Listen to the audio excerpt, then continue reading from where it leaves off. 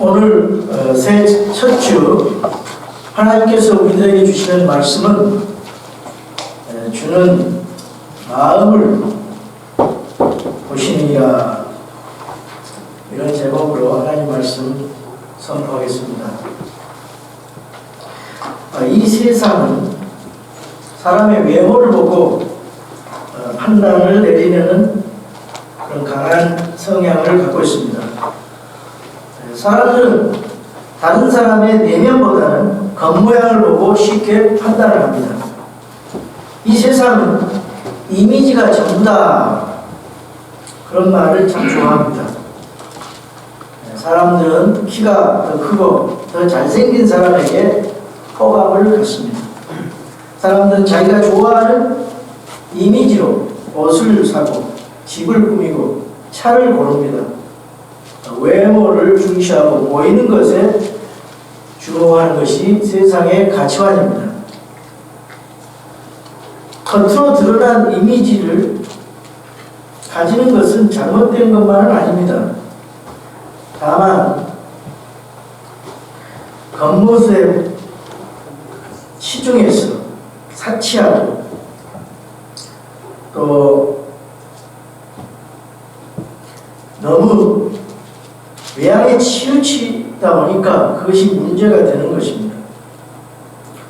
우리 신자가 겉모습을 단정히 하고 가꾸는 것은 다른 사람을 배려하는 예의고 적스러운 일입니다.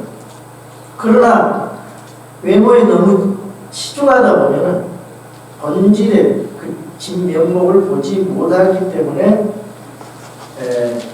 주의가 필요한 것입니다. 사람들이 보는 방법과 하나님이 보는 방법은 차이가 매우 큽니다.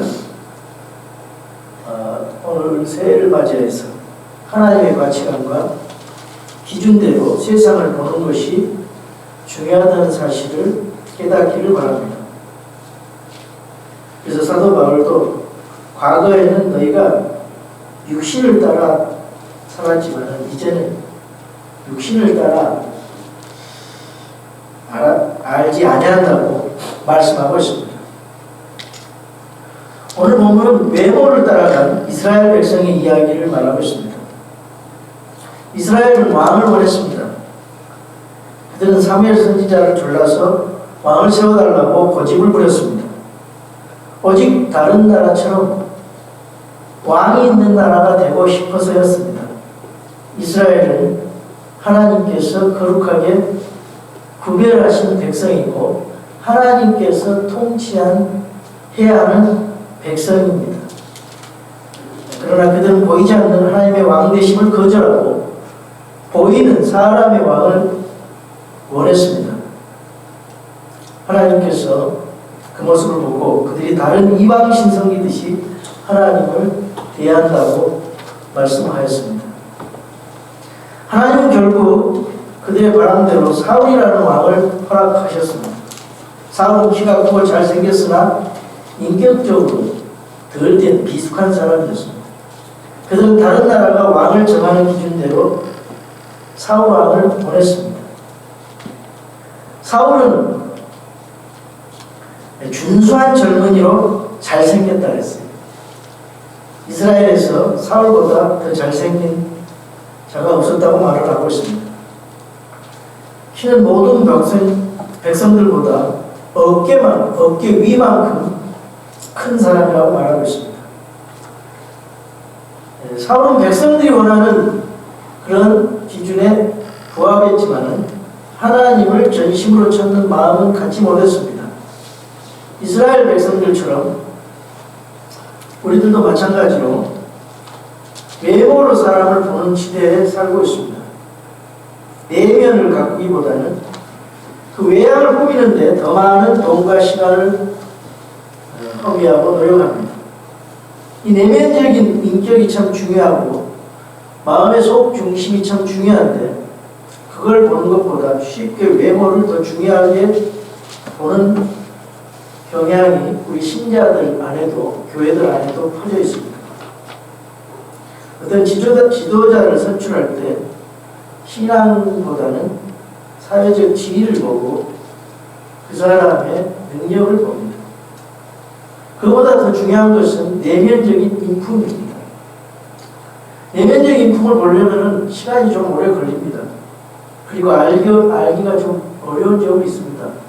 그러나 조금만 신자들이 주의하면 또 잘 알 수 있습니다.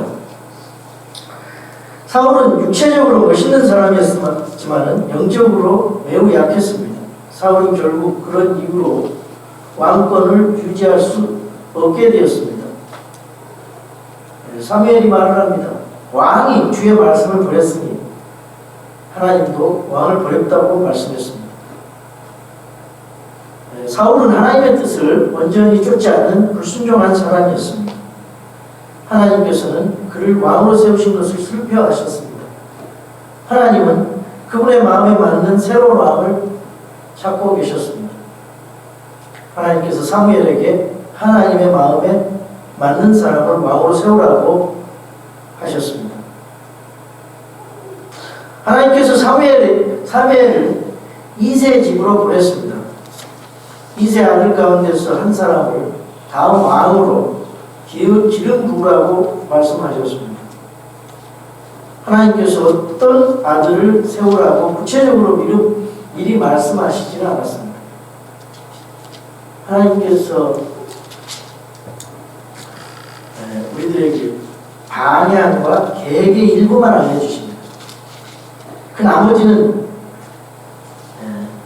그분에게 듣고 믿음으로 따라가면서 나머지 하나님의 뜻을 따라가면서 우리가 연단을 받으면서 알게 하십니다. 이새 집으로 가라는 명령을 받았을 뿐 어느 아들이 다음에 왕이 될지 알려주지 않았습니다. 사무엘이 이새 집에 도착했습니다.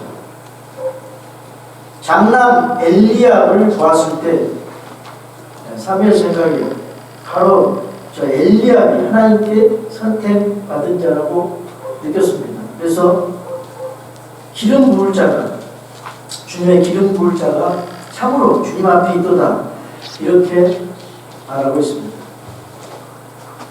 사람은 첫인상과 선입견을 바꾸기가 매우 어렵습니다.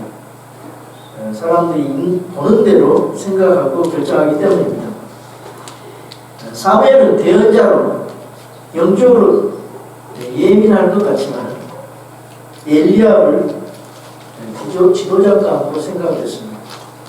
사무엘은 엘리압에 대해서 자세히 알려고 하지도 않고 그저 첫인상으로 결정하려고 했습니다.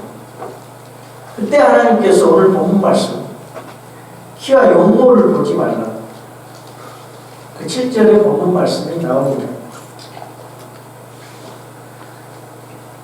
하나님께서는 키와 외모를 보지 말라. 사람은 외모를 보지만 나는 속중심, 마음의 속중심을 보느니라. 이렇게 하나님의 보는 관점과 사람들이 보는 관점이 다릅니다. 사람들이 기준으로 볼 때 고상하고 똑똑해도 하나님께서는 그것에 관심이 없습니다. 하나님은 어리석은 자를 들어서 지혜로운 자들을 부끄럽게 하십니다. 사람들 보기에 약한 자들을 들어서 강한 자들을 당황하게 하십니다. 천하고 멸시받은 것들, 있는 것들을 택하셔서 없는 것들을 택하셔서 있는 것들을 쓸모없게 하시는 하나님이십니다. 하나님은 또한 상한 마음, 하나님을 향한 자원하는 마음, 순종의 마음을 원하십니다. 사무엘은 그의 잘못된 기준으로 왕을 잘못 뽑을 뻔했습니다. 사무엘이 6형제를 만나보았지만 신통치 않았습니다. 그래서 이새에게 물었습니다. 내 아들이 다 여기 있느냐? 이새가 말합니다. 막내가 하나 있는데 그가 들에서 양을 지키고 있습니다. 아버지 이새조차 다윗은 이름이 거명되지 않은 그런 사람이었습니다. 하나님께서는 그분만이 볼 수 있는 눈으로 사람의 성품과 자질을 보고 지도자를 만드십니다. 아직 하나님께 마음을 전적으로 드리지 않았을 때조차도 아시고 그를 빚어서 사용하십니다. 하나님께서는 다윗의 그런 마음을 이미 알고 계셨어요. 하나님께서 다윗을 고르신 것은 외모보다 마음 때문이라고 성경은 말씀합니다. 다윗의 마음은 다른 형제들과 달랐습니다. 어떤 마음이 다른가? 다윗은 큰 잘못을 범했어요. 그러나 하나님의 마음에 맞는 사람이라고 말하고 있습니다. 다윗은 간음죄도 짓고 살인죄도 짓습니다.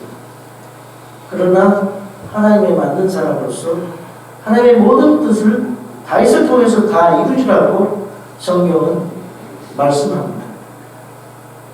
다윗에게는 순종하는 마음이 있었어요. 하나님 마음에 맞는 마음, 어떤 마음이길래 하나님 마음에 맞는 마음인가? 우리가 사람의 마음에 맞게 하는 것도 참 어렵습니다. 그러나 하나님의 마음에 맞는 사람이라고 성경은 다윗을 말하고 있습니다. 어떤 마음입니까? 그에게는 순종하는 마음이 있어요. 신실한 마음이 있고 상한 마음과 통회하는 마음을 가지고 있습니다. 그리고 겸손한 마음을 가지고 있었어요. 하나님께서 그것을 보신 것입니다. 어린 목동을 왕으로 만드신 것입니다. 여러분, 마음이 얼마나 중요합니까? 우리 새해에는 마음을 가꾸시기를 바랍니다.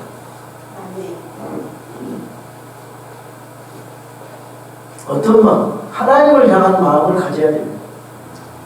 새해는 하나님의 성품으로 빚어가기 바랍니다. 제가 그런 관점에서 설교를 계속할 것입니다. 마음이 참 중요합니다. 겉모양은 다 없어질 것입니다. 하나님의 사용하시는 그런 성품과 마음으로 만들어지기를 바랍니다. 다윗은 겸손하게 하나님을 의지했어요. 하나님 겸손한 사람을 사랑하십니다.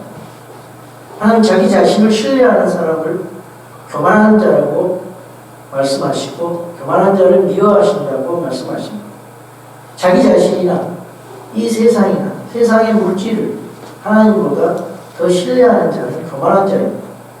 하나님만을 온전히 믿고 신뢰하는 사람을 하나님께서는 원하십니다. 그런 겸손한 예배자를 찾으십니다.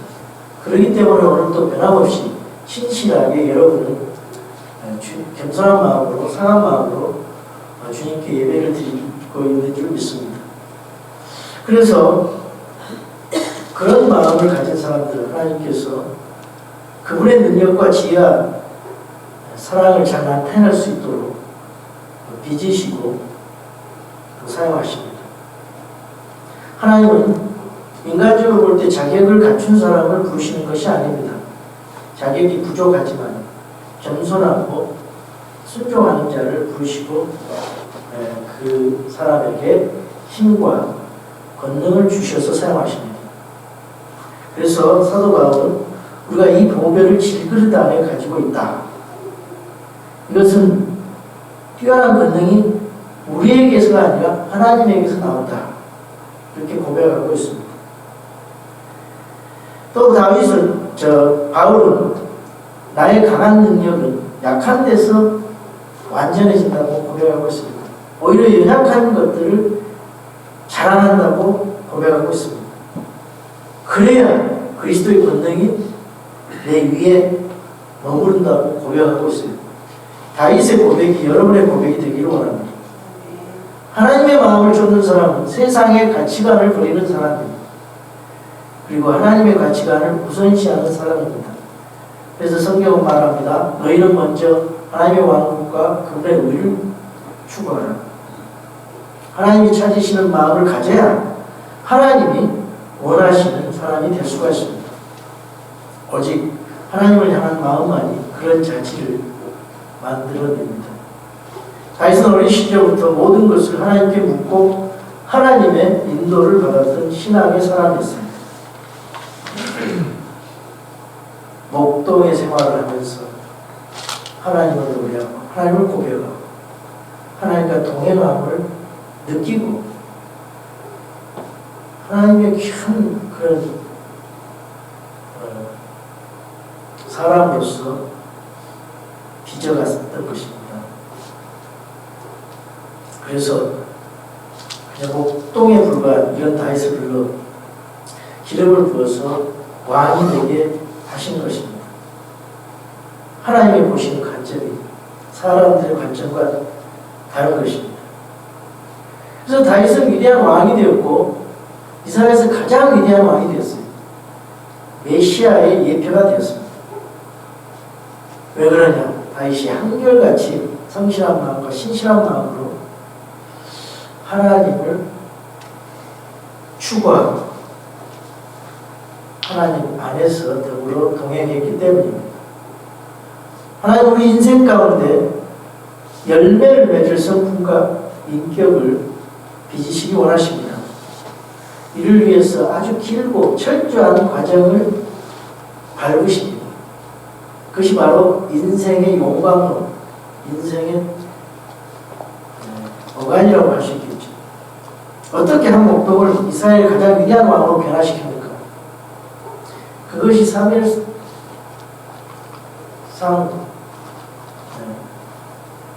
성경 말씀이 그걸 말하고 있습니다. 사무엘기. 여러분, 하나님의 말씀을 통해서 우리도 변화될 수 있습니다.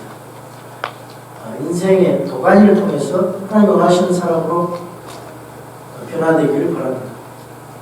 우리 인생에 찾아오는 도가니는 우리가 싫다고 피할 수 있는 것이 아닙니다. 인생의 도가니의 강도도 우리가 조절할 수 있는 것이 아니에요. 인생의 도가니는 하나님이 알아서 적절히 우리를 빚어내는 도구입니다. 인생의 도가니를 통과할 때 우리가 점점 하나님의 사람으로 변화됩니다. 그때 우리의 반응과 태도는 우리가 어떤 사람이고 어떤 사람이 될지를 알게 해주는 바로메터가 될 수 있습니다. 다윗은 이런 도가니를 여러 번 거쳤습니다. 그런 가운데 이미 가지고 있던 잘못된 성품이 드러나기도 합니다. 그럴 때마다 하나님께서 다 더 재련해서 하나님 마음에 합당한 마음과 성품의 상태로 빚어주셨습니다. 인생의 도가니는 언제나 우리의 성품이 있는 그대로 드러나게 해줘요. 근데 그 열이 가해지는 과정에 있어서 내면에 있는 찌꺼기가 드러나게 되고 과거 습관으로 돌아가기도 합니다. 그러나 하나님의 간섭하시고 그러한 변화의 과정을 통해서 제대로 우리가 순종하고 따라간다면 정금같이, 오늘 우리가 특송했듯이 정금같이 되어 하나님의 뜻을 이룰 수 있는 준비된 사람이 될 수 있을 것입니다. 여러분, 시험을 기쁘게 여기시기 바랍니다. 여러분에게 나타난 고난을 기쁨으로 여기고 그것이 하나님께서 믿음의 단련을 주게 한다. 그리고 인내를 이룬다. 하나님께서 우리를 연단시켜서 완전하게 하고 부족함이 없게 하시기 위함입니다. 하나님께서 시련을 통해 우리의 성품을 빚으십니다. 어떤 시련을 통해서도 하나님이 선하게 사용하십니다. 우리가 원망 불평할 필요가 없어요. 그럴 때마다 우리는 하나님을 찬양하고 감사하고 시기, 원망, 불평, 분열, 이기적인 생각, 이런 마음을 다 단련해야 됩니다. 분노의 마음을 단련해야 됩니다. 용서하지 못하는 마음을 단련시켜서 용서한 마음으로 변화시켜야 됩니다. 여러분, 이런 시련을 받아낼 준비가 되어 있습니까?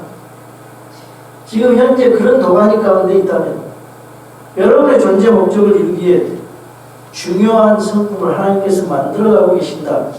이렇게 생각하시기 바랍니다.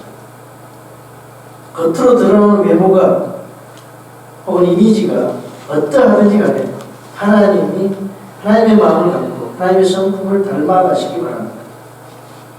하나님께 내가 무엇을 할까요? 묻기 전에 하나님 제가 어떤 사람이 되기를 원하십니까? 그렇게 물어보고 우리 새해를 걸어가시기 원합니다. 새해는 하나님의 마음에 합한 사람이 되도록 주님의 마음을 닮아가시기 바랍니다. 외모를 보지 않고 속 중심을 보시는 하나님의 마음을 가지시기 바랍니다. 그래서 하나님의 왕국을 위해서, 그분의 의를 위해서 사용되는 사람이 되기를 바랍니다.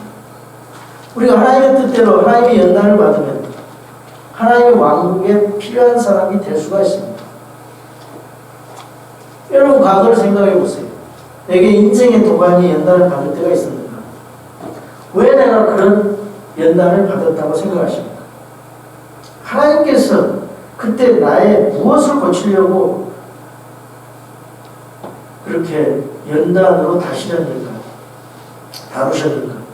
한번 생각해 보시기 바랍니다. 우리 마음보다 외모를 중요하게 생각하는 세상에서 어떻게 우리가 살아갈 것인가 한번 고민해 보시기 바랍니다. 이스라엘이 세상 나라처럼 왕을 원했듯이 우리도 세상이 원하는 대로 살아갈 것인가, 아니면 하나님의 마음에 합당하게 살아갈 것인가 고민해 보시기 바랍니다. 여러분, 자신이 자격이 없고 자질이 부족하다고 생각하십니까? 그건 아무 무시해도 되는 거예요. 그 문제가 되지 않습니다. 중요한 것은 우리가 하나님이 기뻐하시는, 하나님이 원하시는 그런 성품과 마음을 가지고 있는 것. 이것이 참 중요합니다. 다니엘이 목적을 품은 마음을 가졌어요. 결단을 했습니다. 왕이 정해진 음식이나 포도주로 자기 자신을 더럽히지 아니하겠다고 마음속에 작정했어요. 새해 첫날 여러분도 그런 작정이 있기를 바랍니다. 내가 외모보다 하나님의 마음을 담는 그런 사람으로 돼야 되겠다. 그런 마음의 각오를 가지시기 바랍니다. 여러분이 그런 마음을 가지고 입으로 시인하면 그 입으로 시인하는 대로 되거든요. 사람은 입은 마음에 가득한 것을 말하기 때문입니다. 예레미야 17장 9절에서 10절에 보면 이런 말씀이 있어요. 마음은 모든 것보다 거짓되고 극도로 사악하다. 네 마음을 살피라. 주는 마음을 살피고 속 중심을 시험하시는 분이시다. 그래서 우리는 하나님이 마음의 생각과 의도를 분별하시는 분이기 때문에 우리의 모든 생각과 마음과 속중심, 동기까지도 보시는 하나님 앞에 우리가 참 냉정하게 자신을 살피고 우리 마음을 하나님의 성품을 만든 그런 사람으로 변화되어가는 그런 하나님의 사람이 되기를 주님의 이름으로 축원합니다.